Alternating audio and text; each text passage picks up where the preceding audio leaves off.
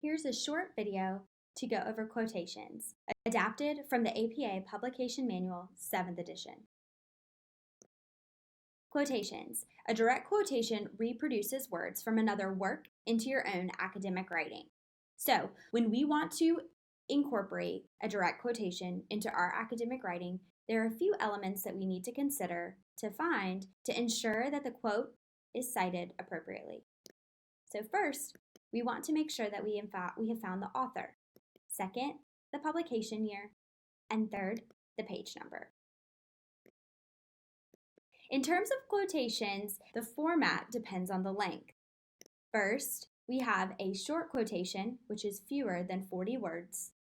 Second, we have a block quotation, which is 40 words or more. Let's start with the short quotation.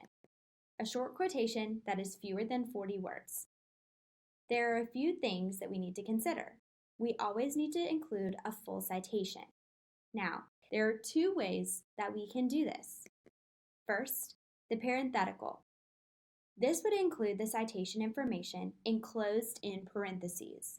As you can see on the screen, we have the author, the year, and the page number. And the citation would be included after the quotation. And remember, the ending punctuation follows the parentheses. Second, we have the narrative. This would include the citation information embedded in the sentence structure where the quotation is located. And again, we want to ensure that all of that information is provided to make sure our quotation is cited appropriately. Let's move on to a block quotation. A block quotation, again, is 40 words or more. If we have a block quotation, we do not need to use quotation marks.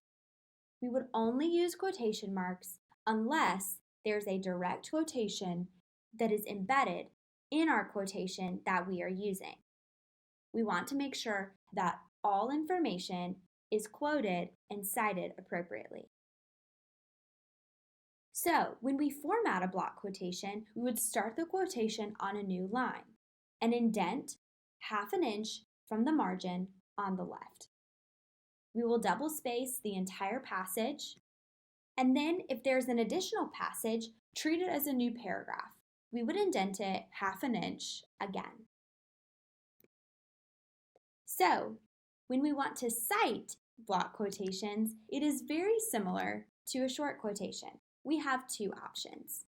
Option A is to place the citation of the source in parentheses after the quotation's punctuation, or we can cite the author and year in the narrative prior to the quotation.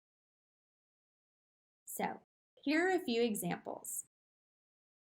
First, here we have a block quotation. Now, there are a few errors in this one, so let's see if you can catch up.